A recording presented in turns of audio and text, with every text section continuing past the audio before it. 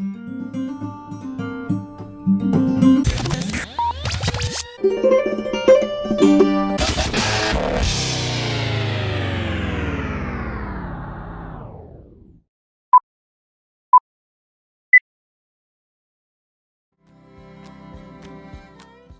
Steve, do you like your new set?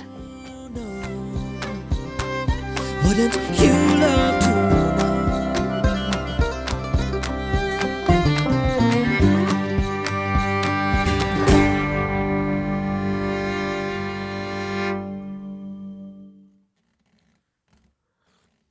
Hello, everybody. Welcome back. I'm your old pal, Steve Bell.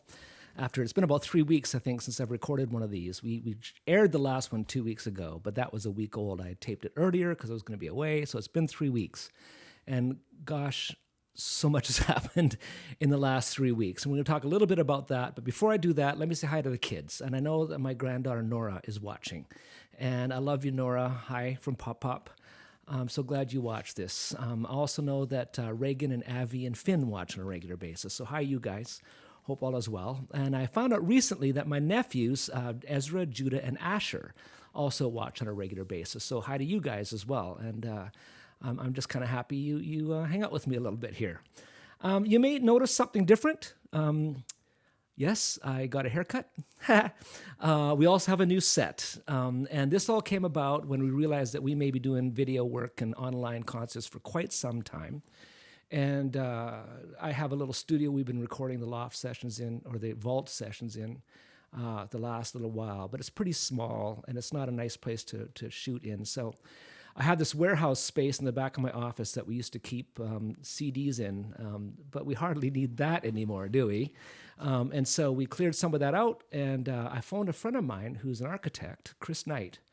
And I said, Chris, we want to create a little TV studio. You know building materials, what would look good? And he says, I don't know, but he says, it turns out his father is a TV set designer. And so Ken Knight and his wife Elizabeth came down, and we talked to them about what we could do with this space. And we wanted to make it kind of Winnipeg, and so we said, well, why don't we create a space that looks a little bit like a downtown loft, like the Exchange in Winnipeg. If you're a Winnipegger, you know what that looks like. It's this kind of brick and this kind of look. And so we wanted to be a little bit Winnipeg.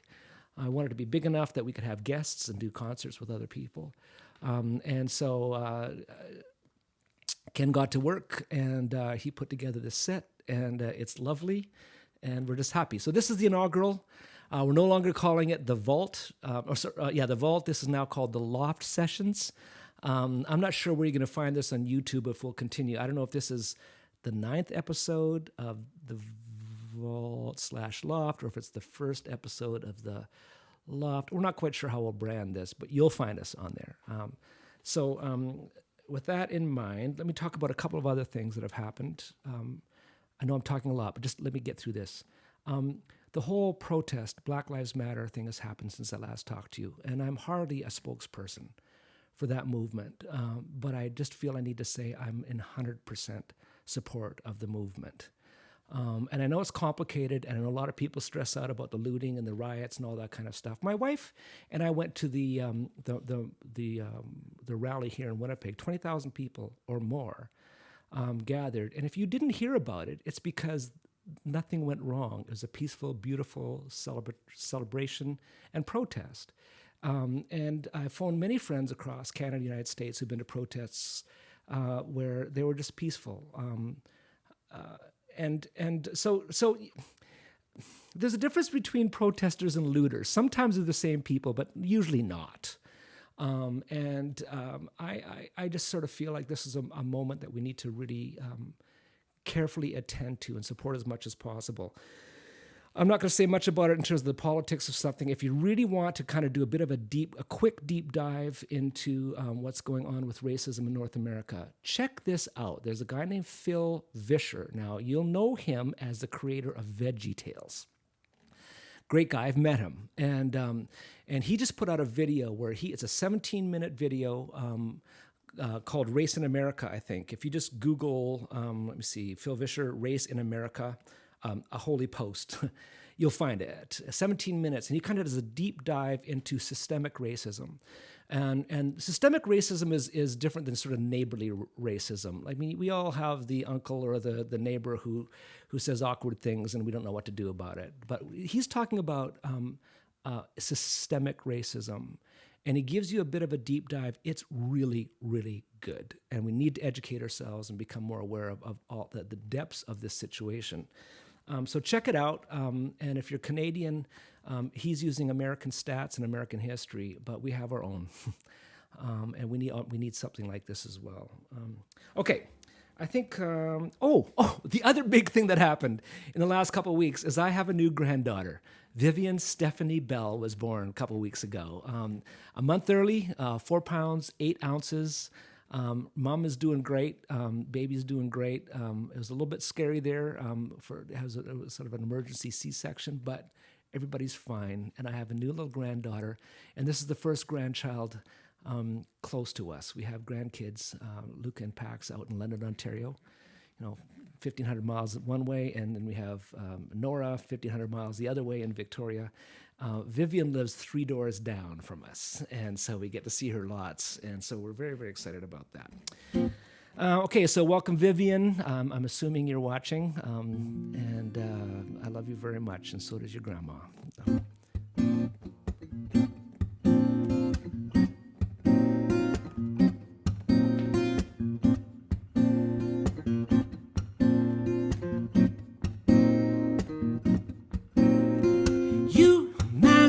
Started it all, laid the foundation, fashioned the stars, but the earth and the sky will one day wear out like a worn out old coat, but not you, you stay the same. Never fade and never change. It's true, faster and faster we fall in a sickening spin. We're tumbling carelessly and voluntarily making it all appear like the dream of our choosing faculty. We're so proud to be so free.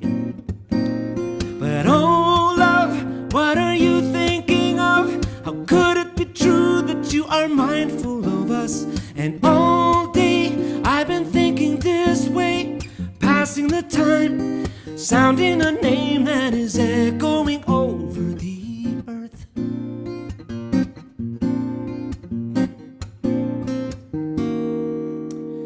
You hover over the ruins, scattering hope for, gathering fuel for a raging good fire.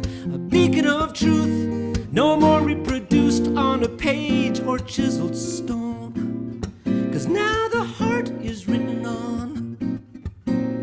But few long for an end to the fuss and clamoring din. We're managing mess instead of fundamentally living on trust, encouraging love as the day approaches near.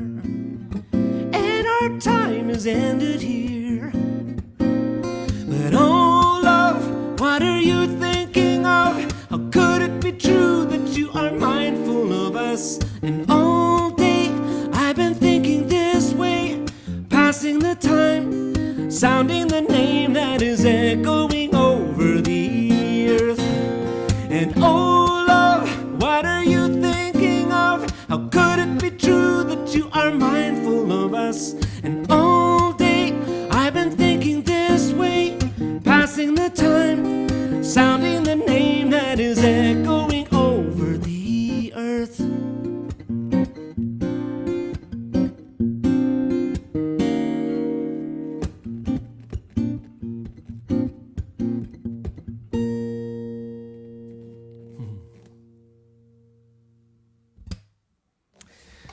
That's Oh Love. I wrote that out of a couple scripture passages. It's kind of roughly based on the first few verses of the first chapter of Hebrews, and a little bit from Psalm 8. So I kind of somehow I put those together into that song quite a while ago. So that's Oh Love. I want to do. It's Father's Day coming up this weekend, and so I thought I should do something about that for sure. I've written 3 songs for my dad or about my dad. I thought I should do those. I'll do my best. My dad, for those of you that know me, you know that my dad passed away almost a year ago, and so it's going to take a little bit of. I have to practice my emotional distancing to maybe get through these. I'll do my best for you. But before that, I want to show you a picture of my mom. I haven't been able to see her since the whole COVID shutdown started, and just in Manitoba, they just opened things up a little bit, and my sister Dodie and I were able to go and visit her through a fence, and they brought my mom out, and I hadn't seen her for a long time, and it was lovely. She's doing well, and she says hi to all her friends, and so that's Marie, my mom. But this is about Father's Day, so I'm gonna do 3 songs that I wrote for my dad. This is one I wrote years ago, and the text I use is from Psalm 32.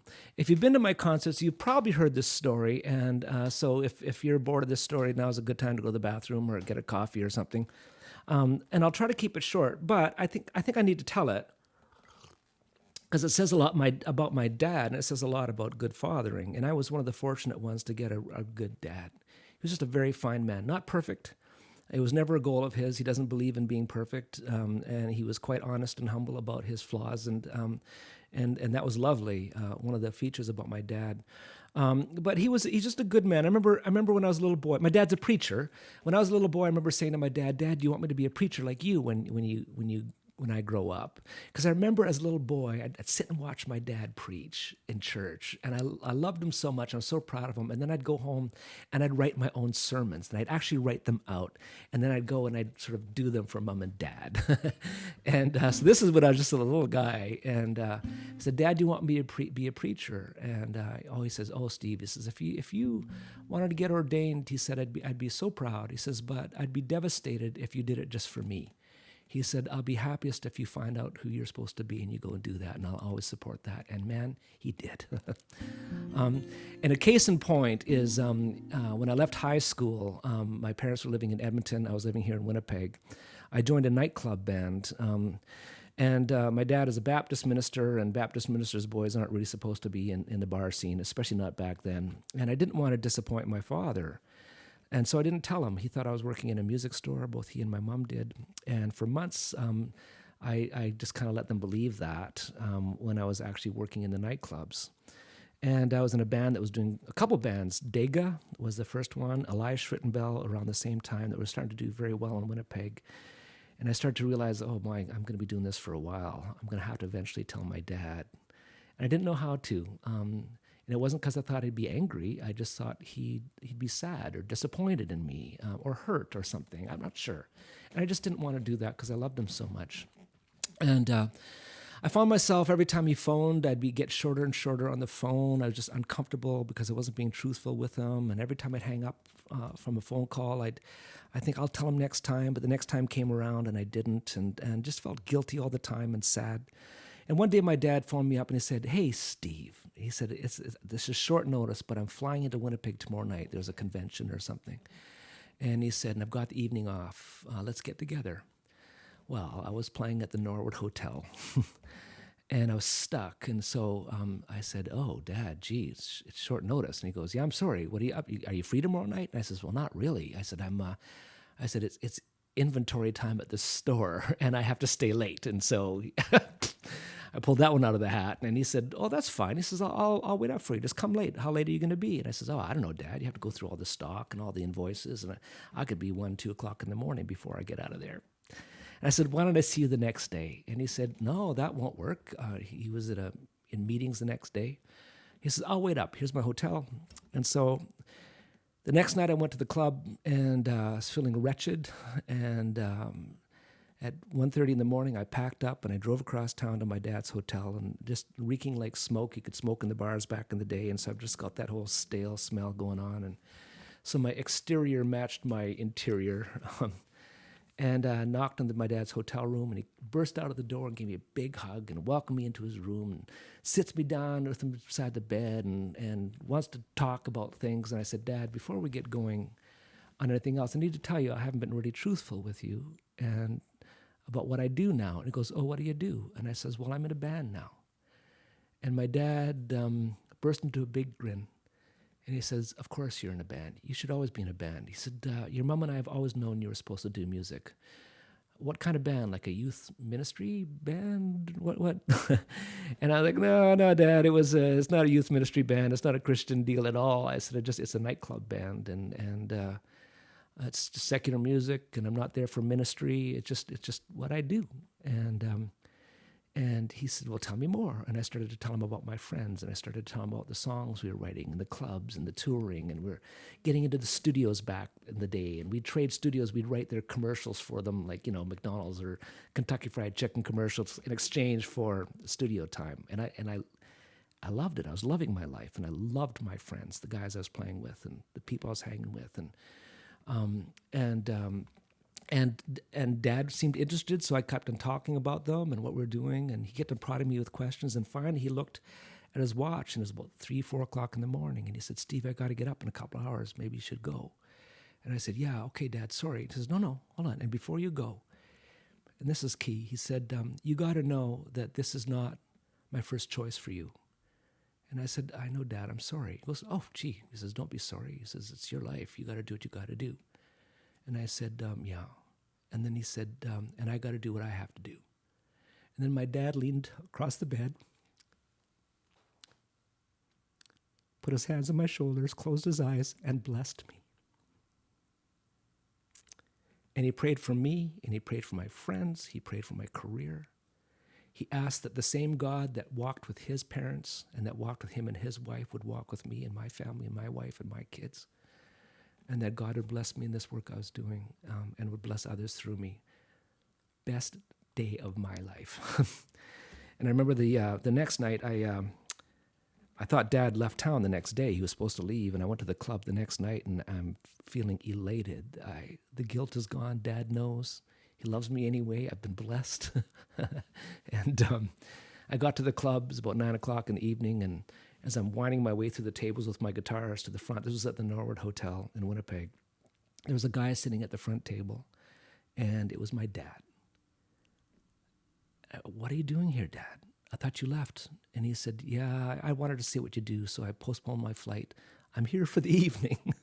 I was like, oh, no. And so I was terrified about my dad being in this place, and I was afraid of the language and the jokes and all that kind of stuff. And I mean, my dad was a prison chaplain, as if I needed to worry about him. But I don't know. I guess that's kind of natural.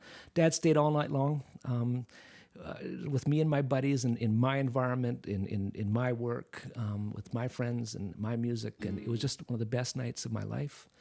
Later that night, I drove him back to the hotel, and as he was getting out of the car, I said, Dad, I can't believe you came there. And he said, well, how can I not? You're my son. And it turned out he had known for quite some time that I was playing in the clubs. My stupid sister told him. Faith told him. And he was just waiting for me to trust him with the information, And when he heard me getting more and more distant from him, he decided to make a trip to Winnipeg to let me know that he knew who he was, that he was Alf Bell. And Alf Bell had a son named Steve Bell. And there was nothing that anybody, including Steve Bell, could do about it. So not long after it, I wrote this song. It's from Psalm 32.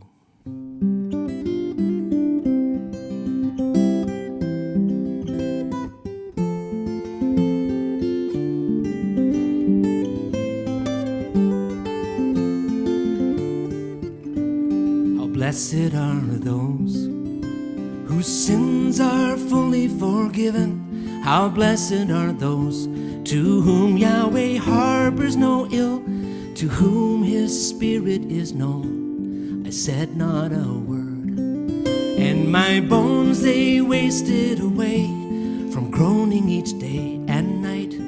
Your hand lay heavy upon me, and my heart grew thirsty, so I made myself known to you. I did not hide my shameful soul, my darkest side, and you love me and hold me, and you forgive my sin.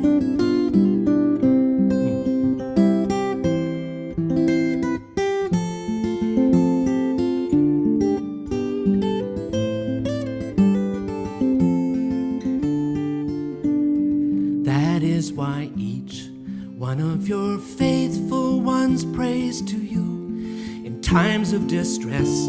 Though dark rivers overflow, you'll never loosen your hold, and I know it's true. You are a refuge always for me. You guard me with hope, with songs of deliverance surrounding me. So I make myself known to you. I will not hide my shameful soul, my darkest side, 'cause you love me and hold me, and you forgive my sin. I make myself known to you. I will not hide my shameful soul, my darkest side, 'cause you love me and hold me, and you forgive my sin, and you forgive my sin.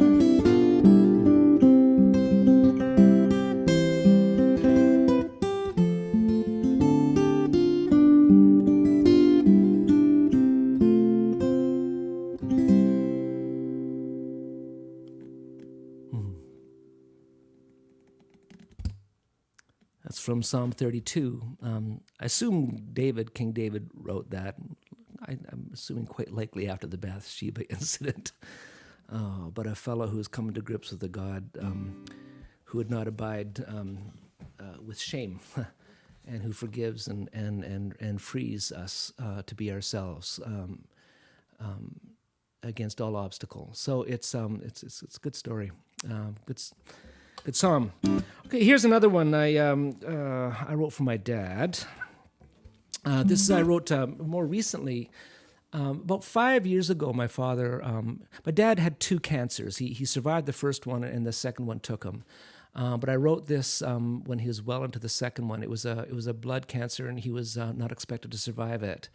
And he was given a couple of years to live, and we were dealing with the fact that Dad was dying, and there was a lot of pain in his life, and so I wrote this at that point, and I was able to sing it for him at a concert in Winnipeg. His friends picked him up and literally had to carry him into the hall, and he stayed for the whole night, and then they had to carry him home afterward. And I thought that was going to be his last concert because he was declining quite quickly. And then after Christmas, he started getting better and got better and better and better. And finally went to the doctor. The doctor said, I don't know what to tell you, but you haven't got it. And the cancer literally disappeared. And so we got a couple extra years with Dad that we weren't expecting. But this one was written when we were expecting this to be his end. And let me tell you 2 things about my dad, because there's so many stories about him. But when he was in so much pain and his life was obviously clearly winding down, and we were getting ready to say goodbye to him, and I remember going to his room one night. He had got a hospital bed in his living room, and I snuck in, and he was asleep, and he was shuddering in pain in his sleep, like he was as he was breathing, he was shuddering. And I'm standing at the end of his bed, and I'm weeping for my father. And he wakes up, and I said, Dad, I mean, maybe there's other things we can do. Maybe they do something in Mexico. Maybe there's in some other area of the world they're doing some experimental procedure. Have we looked at everything? Like, this can't be it. This can't be the end. And I remember my dad. If you know my dad, he always had a look, and he just kind of looked with a smile. But he said, Steve, he said, go away and get yourself, make yourself comfortable with powerlessness, and it'll all go a lot better for you. Make your peace. That's what it said. Make your peace with powerlessness, and it'll all go better for you. And that doesn't mean that he was saying we should never do things, we should never work on behalf of other people and do advocacy, or we shouldn't try to get help when we're sick. But he's just basically saying our lives are in the hands of God, and knowing that and trusting that those are hands that are good to be in is enough. And so go away and make peace with powerlessness, and things will go better for you. And then another time I was beside his bed, and again he was suffering, and I'm weeping for him. And I said, Dad, it's not fair. Like, you've lived such a great life, and you of all people deserve to go out in a blaze of glory, not in this miserable, humiliating, and painful way. And then my dad said, Steve, same look, and he said, what did he say? I'm not scandalized by suffering. And then he said, all the things I've wanted the most in my life happen in spades around this bed of suffering. He said, people touch me that have never touched me. People tell me they love me who've never told me they love me. He said, people kiss me who've never kissed me. He said, who wouldn't wish this on their best friend? I mean, it's overstating, obviously, but that was my dad, Anyway, right around that time, I found a poem an ancient poem written by Robert Louis Stevenson, and it struck me as something that would make a good song for my dad. And then I found a verse an additional verse that had been written by N.T. Wright to complement the poem. And then I wrote a couple of my own and put the song together. It's called Let Beauty Awake.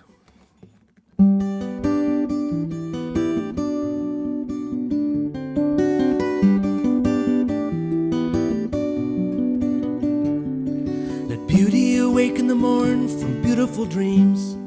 Let beauty awake from rest. Let beauty awake for beauty's sake. In the hour when the birds awake in the break and the stars are yet bright in the west. Let beauty awake from rest.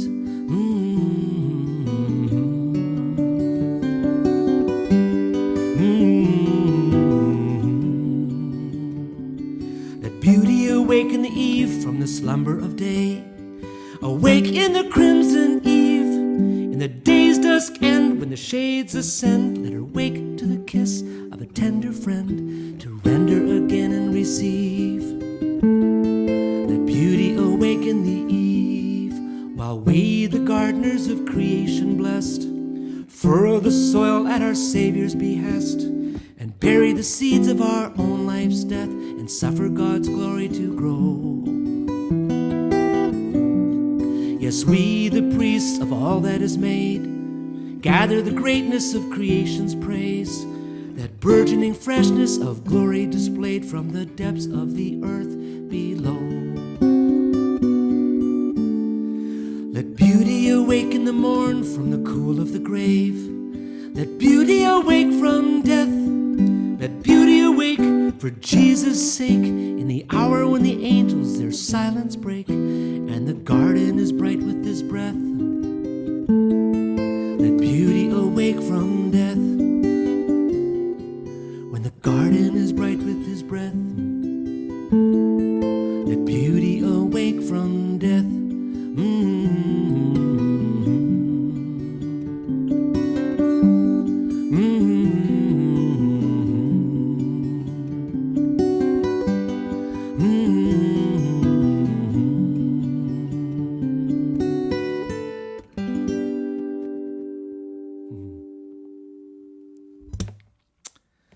Let beauty awake. I'm just looking down at my capo here, and I thought I should mention this. Several people have written in and commented on how ugly my green capo is. Is there anything that can be done about it? One of them is my good friend John Stackhouse, who actually sent me a link to a website where there's nicer looking capos and told me to pick one and he would buy it. And so I haven't done that yet, so I don't know why. I just thought of that. But John, I did get your note, and I will send you my pick for a new capo, and I appreciate all of you out there that are concerned about the aesthetics of this little thing that we do here. Okay, I'm going to switch guitars, do one more song for you here.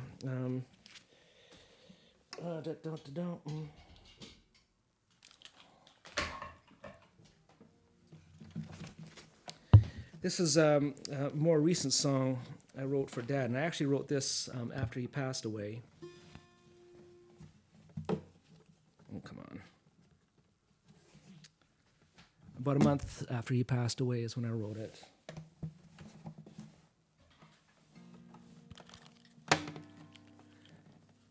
And I don't think I performed it a few times over the last fall and early winter, and I never ever got through it. So I'll see. I'll do my best here. Okay. Okay, for your guitar nerds, I'll have to give you a little bit of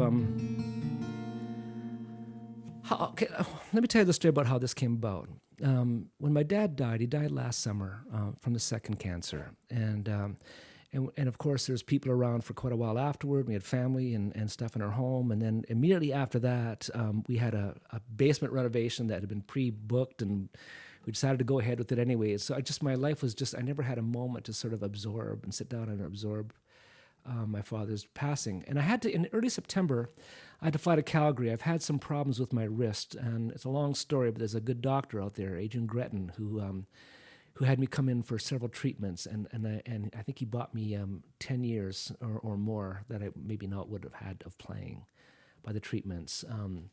But I was going into Calgary for the final treatment on my wrist, and it's a treatment you get a bunch of needles, and your arm swells up like this, and you're kind of all wrapped up, and you can't use your hand for about a week afterward. But I said to my wife, I'm out there anyways. Do you mind if I stay for 3 days, just grab a hotel somewhere near the mountains and just kind of decompress? And she said, of course, Steve. And so I booked a hotel on the far side of Calgary near the mountains, and I had a little car.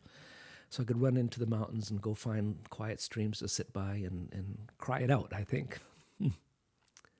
And the last day that I was there, I decided not to go into the mountains. I decided to go the other way to Drumheller, which is a little town east of Calgary that I grew up in. And my dad pastored a church. There's a Baptist church there, and I was baptized by my dad in that baptismal tank. And so I drove out there and I went to the church and saw that tank, and I went to the houses that we lived in, and I found my old back lane sort of haunts, and my favorite place. I used to go and sit at the river when I was a little boy, and felt a lot of the sadness of that time of my life. My mother suffered a lot from mental illness, and so a lot of memories came back, and so I dealt with a lot that day, and I spent the day in that town, and I drove back to Calgary feeling a little beaten up, but glad I did it, and then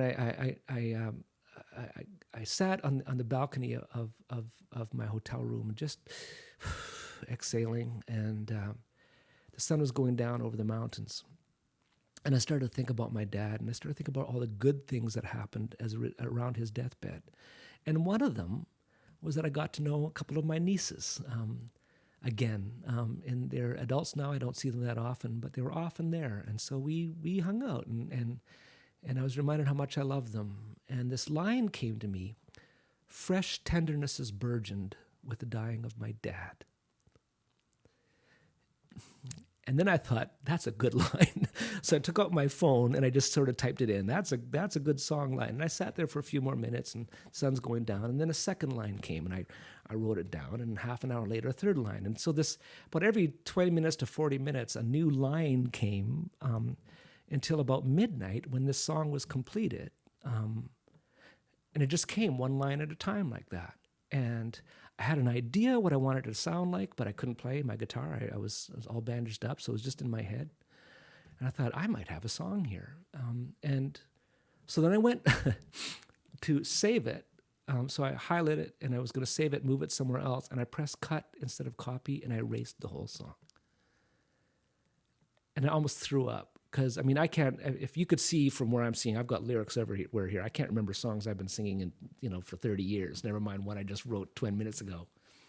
And I thought, it's gone, it's lost. And then I thought, well, if I don't get it back now, I never will. And so I stayed up till 5 a.m, just trying to remember words and rhyme schemes until the whole song came back. And so I had to fight for the song, but I'm so glad I did. Okay, so for your guitar nerds, here's the deal with this one. I came home and when my hand healed, I got out my guitar right away to see if I could make what I had in my mind work, and it didn't. I couldn't make the guitar do what I could hear in my mind, and so I ended up having to literally make up a new guitar tuning.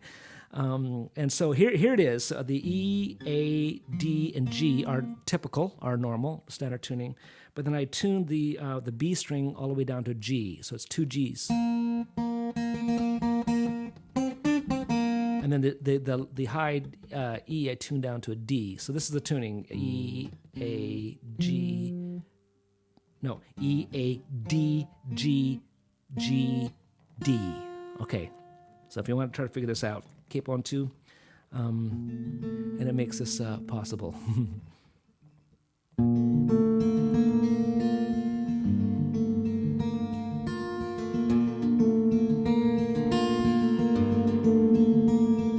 Fresh tenderness is burdened with the dying of my dad, and I loved him all the more for it. He lived his life for others' gain, his death he gave away the same, and I love him all the more for it. This son was fiercely fashioned by his father's dapple life, the way he loved his children and the way he loved his wife. My dad was hardly perfect, and I hardly give a rip. I love him all the more for it.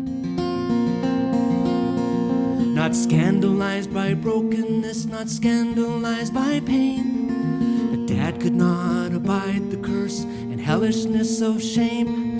He'd absorb another's failures and return them as a gift. I love him all the more for it.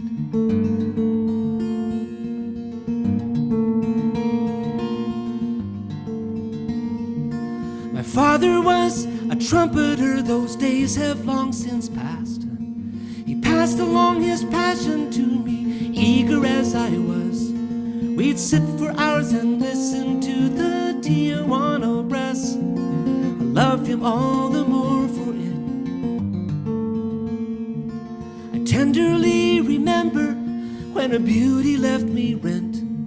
I was too young to consider then that love is never spent. He told me pain would linger and would likely leave a dent. I loved him all the more for it.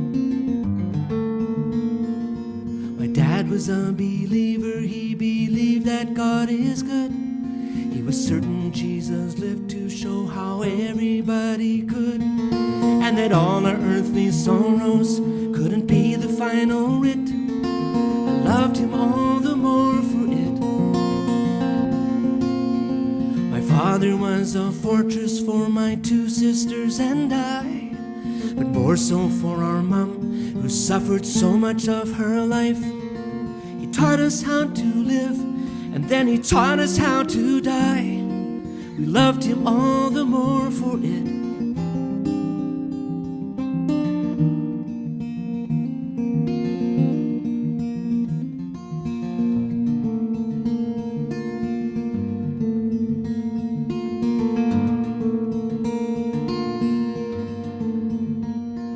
Fresh tenderness is burdened with the dying of my dad. I love him all the more for it. Sorry. Love him all the more for it.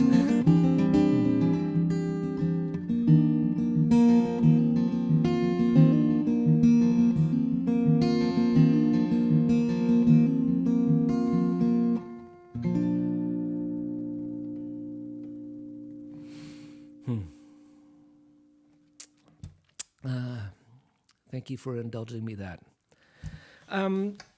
That song. I just finished recording it. It's going on my next album, which is going to be called what's it going to be called? Wouldn't You Love to Know is the name of my new album coming out this fall, and that'll be on it.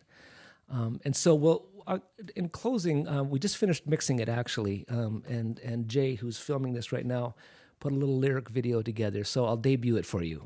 As soon as we're finished here, stick around and we'll show you the lyric video. If you want to see it again later, it's on YouTube. You can just go and find it on my YouTube page. There, it's called In Memoriam. But before I close, thank you for watching. I get so many notes from you folks, and it's very, very encouraging. And so I'm happy to be able to do this work. Still wish I could see you, but this is better than nothing, right? And so happy that I've been gifted to do this, and if it lightens your day and brings some ease to your life, I'm thrilled about it. So that's there for you. If you'd like to help me out, you can help me out financially. There's a couple ways you can do it, and the reason why it's important is because there are no revenues left. We lost all of our CD sale revenues a couple years ago, and it got to the point where we needed to raise about half of our yearly income. Half got raised through concerts, and then the other half had to be raised through fundraising. And then now concerts have been taken away. So now my entire work is now entirely dependent on donations. So there's a couple things you can do. There's a page called Buy Me a Coffee. If you go to buymeacoffee.com/Steve Bell Music, you can go there and you can drop me $3, or you could buy me a couple of coffees, and it's just like kind of a way of just dropping me a couple of bucks. And if you could do that, that'd be awesome. If you'd rather give a larger donation and be tax receipted for it, you can go to stevebell.com/support.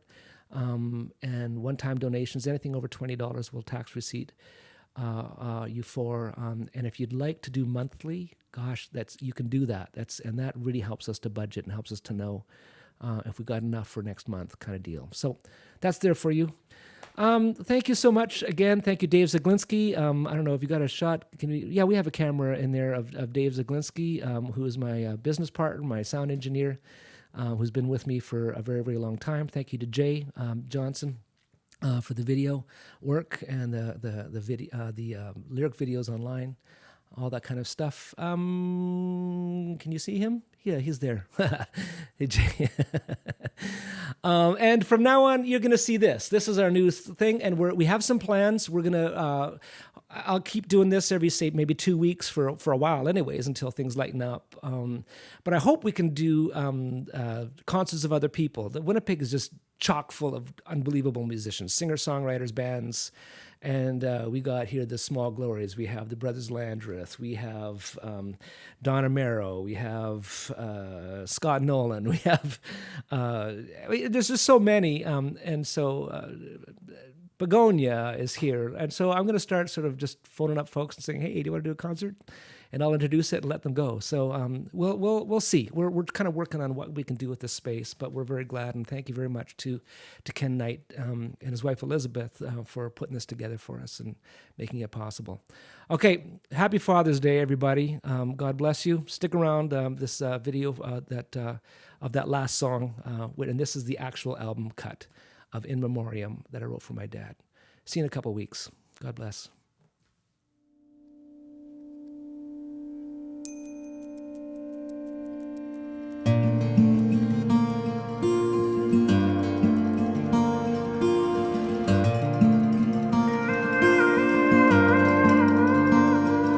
Fresh tenderness is burdened with the dying of my dad, and I love him all the more for it. He lived his life for others, gain his death. He gave away the same, and I love him all the more for it. This son was fiercely fashioned by his father's dappled life. The way he loved his children and the way he loved his wife. My dad was hardly perfect, and I hardly give a rip. I loved him all the more for it. Not scandalized by brokenness, not scandalized by pain. But Dad could not abide the curse and hellishness of shame.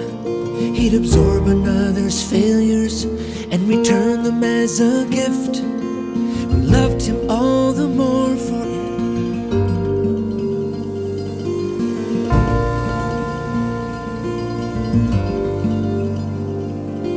My father was a trumpeter, those days have long since passed. He passed along his passion to me, eager as I was. We'd sit for hours and listen to the Tijuana brass. Loved him all the more for it. I tenderly remember when a beauty left me rent. I was too young to consider then that love is never spent. He told me pain would linger and would likely leave a dent. I loved him all the more for it. My dad was a believer, he believed that God is good. He was certain Jesus lived to show how everybody could, and that all our earthly sorrows couldn't be the final writ. We loved him all the more for it. My father was a fortress for my two sisters and I, but more so for our mom, who suffered so much of her life. He taught us how to live, and then he taught us how to die. We loved him all the more for it.